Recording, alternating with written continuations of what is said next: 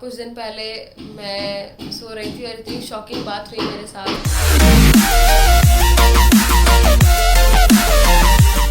Hello everyone, welcome back to my channel. ये video randomly मैं बना रही हूँ क्योंकि मैंने डिसाइड किया है कि अब से मैं जितनी ज़्यादा वीडियोस हो सकती है उतनी मैं पोस्ट करूँगी। ये वीडियो बहुत इन्फॉर्मेटिव होने वाली है और बैकग्राउंड में जो भी नॉइस आ रही है उसके लिए आई एम रियली सॉरी। हमारे घर में कंस्ट्रक्शन चल रहा है। तो आप सभी को पता है कि मैं स्ट्रीट डॉग्स को खाना खिलाती हूँ, उनका ट्रीटमेंट करवाती हूँ। एक्चुअली मैं सोशल वर्क करती हूँ उनके लिए। तो कभी आपने ये सोचा कि मेरे घर पे क्या कोई स्ट्रीट डॉग पेट है या कोई मेरे घर में पेट होना चाहिए, मैंने भी नहीं अडॉप्ट किया ऐसा कुछ। तो आज उनका जवाब देने के लिए मैं ये वीडियो बना रही हूँ। इसके पीछे भी एक पूरी कहानी है कि मेरे पास क्यों बीगल है, मेरे पास क्यों एक ब्रीड डॉग है, क्यों मैंने अपने घर में एक इंडियन डॉग नहीं रखा हुआ। तो बेसिकली बात करते हैं, मेरे घर पे पहले कोई पेट अलाउड नहीं था, इसलिए मैंने कभी किसी इंडियन डॉग को, तो क्या मैं किसी फॉरेन ब्रीड को खरीदा भी नहीं कभी भी। हमारे घर में पेट्स अलाउड नहीं थे। पाल रखे थे, मैंने गिनी पिग पाल रखा था हॉस्टल में, जबकि मैं छुप के पालती थी। तो उनको मैं यहाँ लेके आई थी लॉकडाउन में, और कभी घर में डॉग अलाउड था नहीं। फिर क्या हुआ कि मैं खाना वगैरह तो खिलाती ही स्ट्रीट डॉग्स को, लेकिन एक दिन जनवरी में जब मैं खाना खिलाने जा रही थी तो मुझे कुछ लोग मिले रास्ते में जिन्होंने कहा कि वो इसे डंप कर रहे हैं, फेंक रहे हैं, क्योंकि वो उनके काम की नहीं है। तो वो लोग एक्चुअली ब्रीडर्स थे और उन्होंने मुझसे झूठ बोला था कि वो उनके फ्रेंड के फार्म से उसको लेके आए हैं, क्योंकि वहाँ पे इसकी बहुत बुरी कदर है, ये 3 साल की है और इसका ट्रीटमेंट नहीं करवा रहे हैं वो लोग। ऐसा कह करके उन्होंने बोला मुझे कि इसको आप अडॉप्ट करवा दीजिए। तो उस समय मैंने हाथों हाथ इसकी फ़ोटोज़ इंस्टाग्राम पे स्टोरी पे लगाई कि कोई अडॉप्ट करना चाहता है तो कोटा की लोकेशन पे। पर उस टाइम पे वो उसको छोड़ ही रहे थे, तो मैंने सोचा क्यों ना मैं इसको अपने घर ले जाऊँ। तो पहले मैंने उनको बोला कि ठीक है भैया, मैं 1 घंटे में सब जगह खाना खिला के आती हूँ।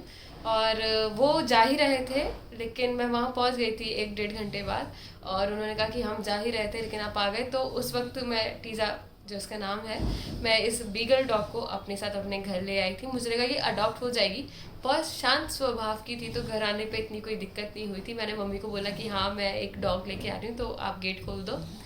फिर ये घर आई और बड़ी शांत थी, कोई इतनी ज़्यादा प्लेफुल एक्टिविटीज़ नहीं है इसकी। मैंने पता लगाया तो बाद में इसकी जो एज है वो एक 9 से 10 साल के डॉग के बराबर की निकली है। तो ये कोई 3 साल की डॉग नहीं थी, ना ही ये कोई उनके लिए कोई यूज़फुल डॉग थी। तो बेसिकली उनका मोटिव यही था कि वो इसको ड्रॉप करना चाह रहे थे इधर उधर कहीं पे भी, ताकि ये इसकी उन पे से इसकी बला टले। अब मैंने इसे अडॉप्ट तो कर लिया और मुझे पता लग गया था कि इसकी एज जो है वो काफ़ी हो चुकी है, लेकिन उससे मुझे कोई तकलीफ़ नहीं थी। मेरे लिए बहुत एक अच्छी अपॉर्चुनिटी थी कि मैं इसकी सेवा कर सकूं।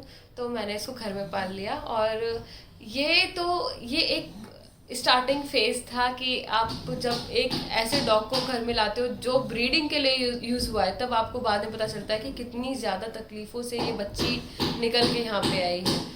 तो बात करते हैं कि क्या क्या प्रॉब्लम्स आती है ब्रीड डॉग्स को।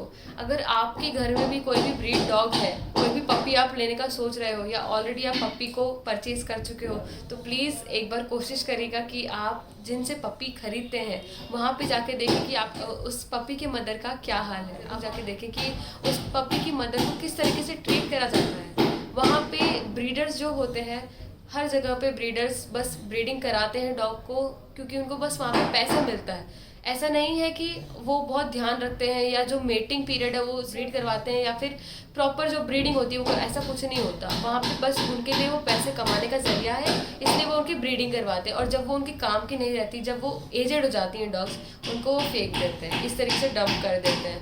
अब बात करते हैं कि जो प्रॉब्लम्स आती है ब्रीड डॉग में वो क्या क्या होता है। जब टीज़ा घर आ गई थी उसके बाद ये बहुत इनएक्टिव रही। इसने कभी कोई प्लेफुल एक्टिविटी मेरे साथ कभी खेली नहीं, बस चुपचाप सुस्त रहना। हाँ, मेरे से अटैच हो गई है, जहाँ पे मैं जाती हूँ मेरे पीछे पीछे आती है, और जब मैं घर नहीं रहती तो बहुत एंग्शियस रहती है। तो ये सब तो हालांकि रहता ही है पेट डॉग्स में, लेकिन जो एक प्लेफुल एक्टिविटीज़ होती हैं वो इसमें नहीं थी। खाने को लेकर भी ठीक है, जो भी खाना मिलता है वो खा लेती है, ऐसा कुछ भौंकना नहीं, कुछ नहीं करना। बहुत सुस्त और पूरे दिन सोने वाली डॉग में से एक है ये टीज़ा। और जब मैंने इसको देखा था तब इसका वेट जो है वो 25 किलो के अराउंड था। एक बीगल के लिए इतना वेट होना ओबेसिटी के कैटेगरी में आता है, और ये ओबेसिटी किस वजह से थी ये तब पता नहीं लग पाया। तो जब मुझे पता चला कि इसका इतना वेट है, ये क्यों है, तो 3-4 जगह मैंने पूछा कि क्या कारण हो सकता है इसका। तो सभी ने ये कहा कि ब्रीडिंग की वजह से। तो आप खुद समझिए कि ब्रीडिंग कितनी बड़ी एक नर्क की जगह है इन बच्चों के लिए। अब 3-4 महीने कुछ प्रॉब्लम नहीं आई, लेकिन मैंने इसका जो भी है रेगुलर ट्रीटमेंट्स होते थे इसके वो करवाए मैंने। तब जाके मुझे बाद में कुछ दिन पहले मैं सो रही थी और इतनी शॉकिंग बात हुई मेरे साथ। मैं पूरा देख करके हिल चुकी थी उस चीज़ को। जब ट्रीज़ा का ट्रीटमेंट चल ही रहा था उसके दौरान मैं एक रात में ट्रीज़ा सो नहीं पा रही थी डिस्कम्फर्ट में। तो मैंने इसको गैलरी में रखा क्योंकि इसके पीछे से पस निकल रहा था। और अगली सुबह जब मैंने उठ के देखा तो पूरी गैलरी में ब्लड हो चुका था, पूरी गैलरी में खून ही खून भर चुका था। वो सीन मेरे लिए बहुत ज़्यादा ड्रेडफुल था। मैं सुबह 5 बजे उठी और मैंने उठते ही वही चीज़ देखी। मैंने देखा टीज़ा बहुत डिस्कम्फर्ट में है। मैं उसे तुरंत डॉक्टर के लेके गई थी इमिजिएटली सुबह सुबह। फिर वहाँ पे मुझे पता चला कि इसको ओपन पायोमेट्रा है। ये एक बीमारी होती है, यूट्रस इन्फेक्शन होता है एक तरीके का। उसमें क्या होता है कि जब आप ये ब्रीडिंग की वजह से हुआ है टीज़ा को बेसिकली, क्योंकि जब भी किसी डॉग को मेटिंग टाइम से पहले या फिर उसके साथ एक्सेसिव ब्रीडिंग करवा दी जाती है तो जो सर्विक्स की वॉल होती है वो ब्रेक हो जाती है, जिसकी वजह से इन्फेक्शन बॉडी के अंदर एंटर हो जाता है। तो टीज़ा के साथ भी वही हुआ। इनकी जो यूट्रस होती है वहाँ तक इनका जो इन्फेक्शन है वो एंटर हो चुका था। उसके बाद पायोमेट्रा होता है, यानी कि इन्फेक्शन इतना बढ़ जाता है कि यूट्रस में जो इस बॉन्ड होते हैं वहाँ पे यूट्रस में उस स्पेस में पूरा पस भर जाता है। तो ये 2 तरीके का होता है, एक ओपन होता है और एक क्लोज पायोमेट्रा होता है। तो टीज़ा को ओपन पायोमेट्रा हुआ था कि सर्विक्स में से उसका जो पूरा पस है वो बाहर निकल रहा था। तो इसलिए मुझे लगा कि वो ब्लड निकल रहा है, तो दरअसल वो ब्लड नहीं था, वो उसका पस निकल रहा था यूट्रस इन्फेक्शन की वजह से। इसमें इतना ज़्यादा पेन और डिस्कम्फर्ट रहता है इन बच्चों को, इनका हीमोग्लोबिन एकदम डाउन हो जाता है, TLC काउंट बढ़ जाता है पूरा। और पायोमेट्रा में यही इलाज हो सकता है कि आप चाहें तो इसका यूट्रस को आप सर्जरी के थ्रू इसको रिमूव करवा दीजिए, लेकिन टीज़ा एक सूटेबल कैंडिडेट नहीं है। इसका यूट्रस रिमूव नहीं किया जा सकता था क्योंकि इसका वेट और इसकी एज देखते हुए डॉक्टर ने इसके लिए सर्जरी बिल्कुल भी मना कर दी थी। इसको मेडिकेशंस पे रखा, ड्रिप सिस्टम्स पे रखा और अब जाकर इसकी मेडिकेशन चल रही है। और अभी होपफुली 20 दिन बाद शायद इसकी सर्जरी हो जाए अगर इसकी कंडीशन स्टेबल रहती है तो। और मैं बताना चाहूँगी, मतलब अगर जब भी आप सोचते हैं कि आप ब्रीड डॉग खरीदो या कुछ, तो प्लीज़ एक बार उस डॉग को ख़रीद के देखो जिसको यूज़ करके ब्रीडिंग कराई जाती है।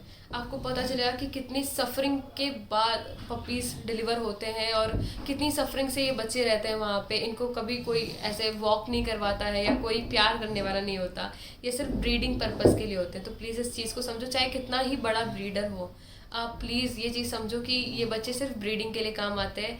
कोई इनके लिए कोई इतना प्यार, कोई दया का भाव नहीं है इनके लिए किसी में। तो इसलिए मैं कहती हूँ हमेशा कि प्लीज़ जितना हो सके अडॉप्ट करो। चाहे आप फॉरेन ब्रीड अडॉप्ट करो, चाहे इंडियन ब्रीड अडॉप्ट करो, लेकिन सिर्फ अडॉप्ट करो। पैसों से किसी भी डॉग को मत पालो, किसी भी एनिमल को पैसों से मत पालो। हमेशा हर जगह जो फ्रेंड्स बनाए जा सकते हैं वो बिना पैसों के बनाए जा सकते हैं, ज़रूरी नहीं कि आप पैसे दे के बनाएं। तो हमेशा ये ध्यान रखना कि आप प्लीज़ अडॉप्ट ही करो। और टीज़ा के साथ जैसा हुआ मैं नहीं चाहती वो किसी और डॉग के साथ हो, इसलिए मैं हमेशा बार बार इंसिस्ट करती हूँ कि प्लीज़ अडॉप्ट करो, अडॉप्ट करो, ख़रीदो मत। और अगर ख़रीद लिया है तो प्लीज़ आगे इन फ्यूचर प्लीज़ उसका ध्यान रखो, उसके इन्फेक्शंस का ध्यान रखो, उसको इन्फेक्शंस ना हो, वैक्सीन आप प्रॉपर लगवाओ, उसको इन्फेक्शन से दूर रखने के लिए उसका जो प्राइवेट पार्ट है वो एकदम क्लीन रखो हमेशा, और उसका पूरा हाइजीन मेंटेन करके रखो, ठीक है, ताकि उसको कोई प्रॉब्लम ना हो आगे जा कर के। बस यही मैं कहना चाहती थी। और प्लीज़ ख़रीदो मत। बहुत बुरा लगता है जब इन बच्चों के साथ इतना बुरा व्यवहार होता है, इनको छोड़ दिया जाता है और इनको इस तरीके से इस्तेमाल किया जाता है पैसे कमाने के लिए। ये एक पैसे कमाने का ज़रिया थोड़ी ना है, ये हमारे साथ रहने के लिए दुनिया में है, ना कि हम इनसे कोई प्रॉफिट कमाना नहीं चाहिए हमें। प्लीज़ आप इस चीज़ को समझो, इनको उतना ही प्यार और केयर दो जितना आप अपने घर के बच्चों को देते हो।